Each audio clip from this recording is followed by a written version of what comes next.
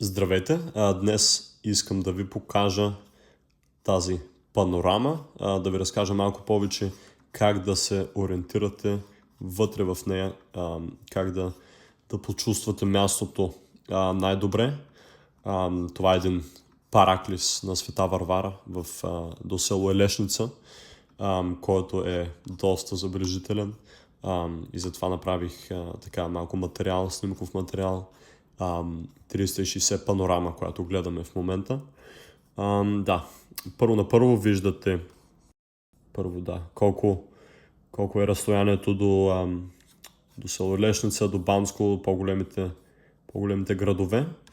След това съм сложил тук, това е минерален басейн, минерална баня, която струва 5 лева в случая. Аз съм написал. Ако натиснем на снимката, виждаме една снимка тук. Това е студена вода, най-вероятно. Това е гореща, хубава, топла вода. Река Места и Въжения мост. Ако минем на другия бряг, виждаме вече Параклиса. Тук може да натиснем, да видим. Това също е една снимка, която съм добавил, която е направена тук някъде. Това е Параклисчето. Сега това е видео за Параклиса, което включва така малко история и малко песнопения. След това ще го разгледаме. Нека да отидем да видим другата 360 градусова панорама. Ето е тя. Така, като завъртим малко, първо, гледката е много хубава според мен. Като завъртим, виждаме, че тук има пешеходен маршрут до Добринище, през тази приказна гора. Имаме оброчище, което това е всъщност първоначалното малко параклисче, преди да се появи по-големия на Света Варвара през 2009 година. Това оброчище е на няколко стотин години.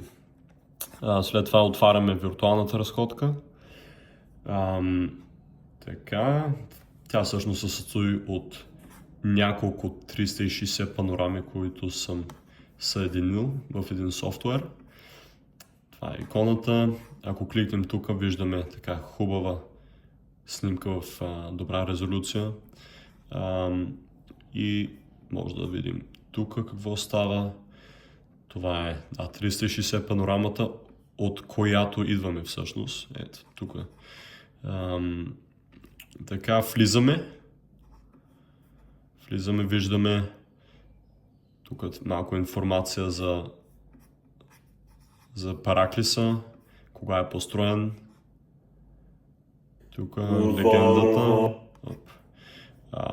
тук видеото, след това може да го видим, ако ви е интересно, и това е общо взето. Сега се връщаме пак в 360 панорамата. Така. Добре. И сега 3D модел може да видим. Това е 3D модел, който направих с дрон.